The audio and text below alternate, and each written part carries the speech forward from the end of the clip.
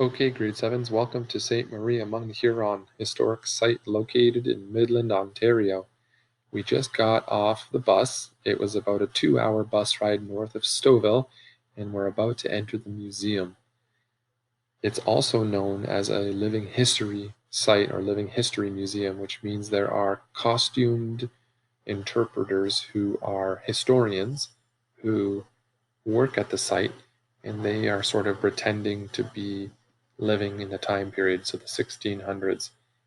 They can answer some of your questions when you go visit. They're very knowledgeable. It's sort of like the same as Black Creek Pioneer Village that some of you may have been to in your lifetimes. Sainte Marie among the Huron is a site located in a place called Wendake.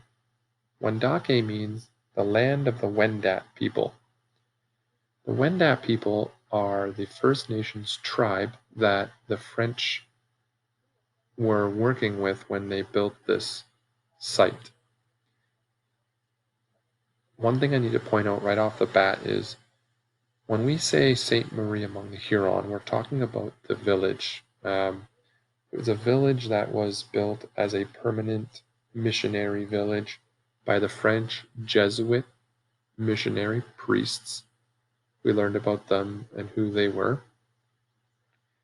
They built it as a place for the Huron Wendat people to come visit and learn about the Catholic faith, to learn about the Bible, and the Jesuits wanted the First Nations people to convert from their own spirituality and change their beliefs to become Christians or Catholics.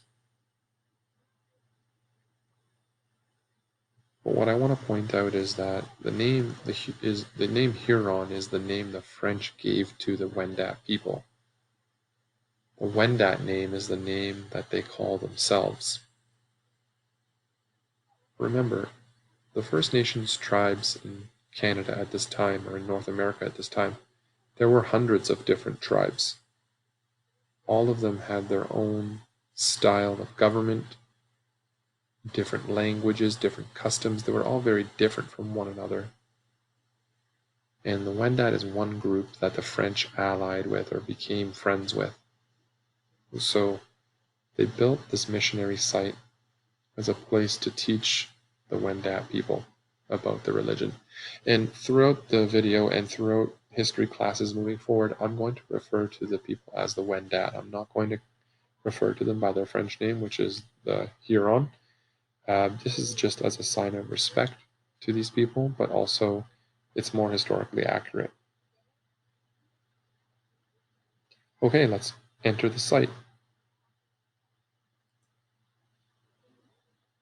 Here's our Google Earth sort of bird's eye view of the site. You'll notice there's a parking lot where you can park your car, enter a modern building that's over here, and then you can enter the historic site at the back.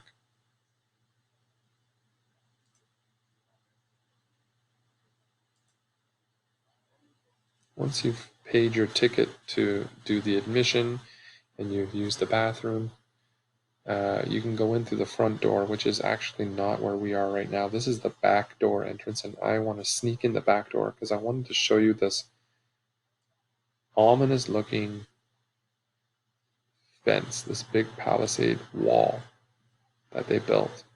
So you might ask yourself, that's strange. Why do they need such a massive wall for a church? What were they trying to defend themselves against? Think about that for a moment. So I mentioned before that the Wendat are one group of First Nations people, one tribe. The different tribes throughout history, they all have a different story of, working together, trading with one another, and oftentimes battling with each other or being at war with one another. At this time period, when Sainte Marie among the Huron was built, the Wendat were at war against the Iroquois. And the Iroquois were a much larger, more populous, and more powerful tribe.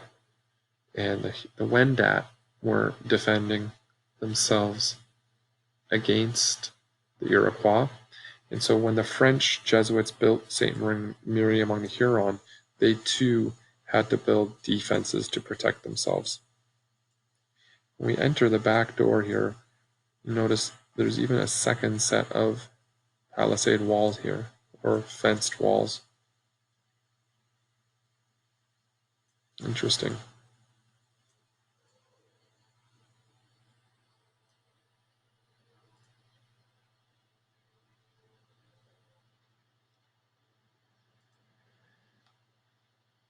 Let's take a pause for a second and talk about what a longhouse is.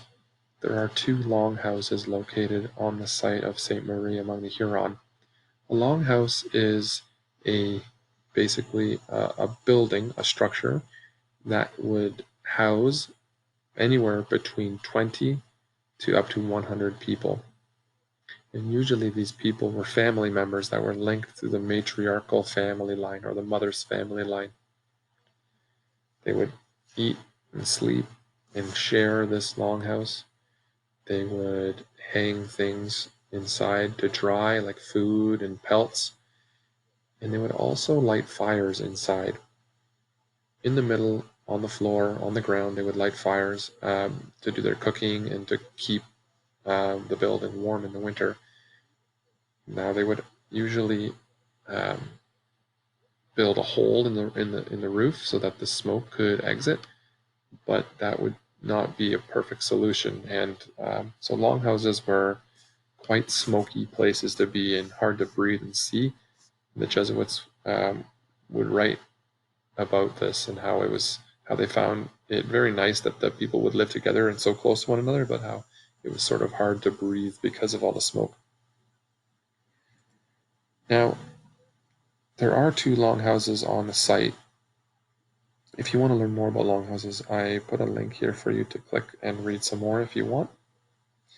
The Wendat people didn't actually live here permanently on the site, but when they came to visit to learn about the Catholic faith and to meet with the priests, they would often stay in the longhouses. Longhouses are really interesting structures because I think because of the shared accommodations or the shared living. And I also want to point out something else that's pretty neat. Remember before the March break, I told you guys about the Mantle site or the Wendat city that was once located in the Stouffville area. It was built around 1500, and it had a population of about 1,000 people. And the archaeologists, when they found this site, they found around 90 longhouses in this city, which to me is quite astounding. It's such a high number, like 90 buildings, 90 longhouses located in Stouffville, sort of where Wendat Village Public School is. And that's why that city was, the Mantle city was able to grow to such a high population. So it's a neat little local connection that Stouffville has to longhouses. On the other side of the historic site is sort of the European style village. You'll notice there's quite a few village buildings. There's a church. There's some buildings where they would have slept. There's some workshops for the carpenters and the blacksmiths to do their jobs. It was a thriving little village. It was very successful for the 10 years that it existed. As I mentioned before, it was constructed in 1639 by two Jesuit missionaries and their team of helpers and workers. The two Jesuit priests were named Father Jean de Brébeuf and Father Jérôme Lalemont. You'll notice I mentioned father. That's because when you're referring to somebody who is a Catholic priest, it's a sign of respect to say father, like Father Smith, if their last name is Smith. Just like we call doctors Dr. Smith.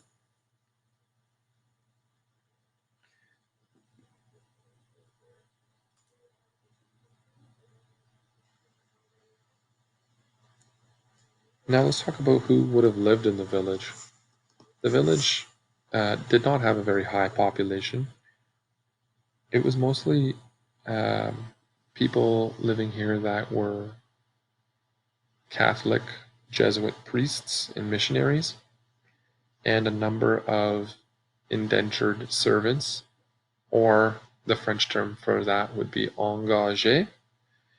The engagés we learned about in the previous week's lessons, and they were the individuals who came from France. They signed like a temporary contract to be a worker for 3 years, and then when they finished their servitude of 3 years as a worker, they would be granted their freedom, and they would often be given a piece of land or a farm somewhere in New France to start their lives. So they would have lived on this site. They would have worked as carpenters and other skilled tradesmen to try and make the site, function on a daily basis.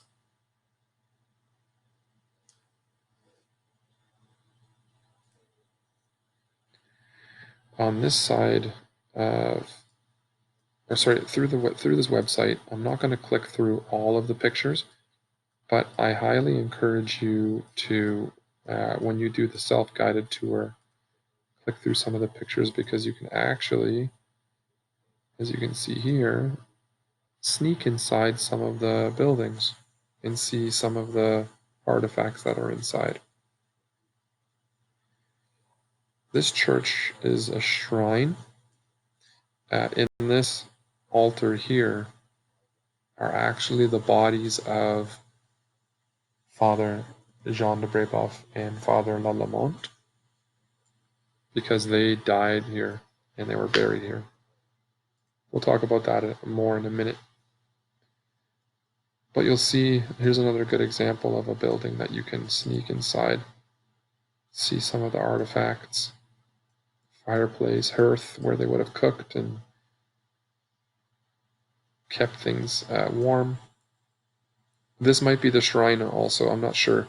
I'm not sure which altar is the one with the bodies of those two priests, but I'm thinking maybe this is the one actually, now that I'm looking at it closer.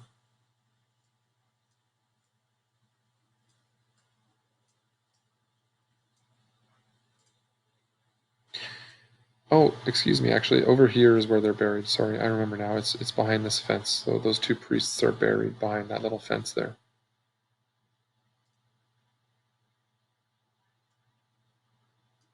There's a small cemetery here as well. And we're back to that longhouse that we saw earlier. So you may be wondering, how did Jean de Brebeuf and Father Lalemont, how did they die? Remember earlier I mentioned that the Wendat people were at war with the Iroquois?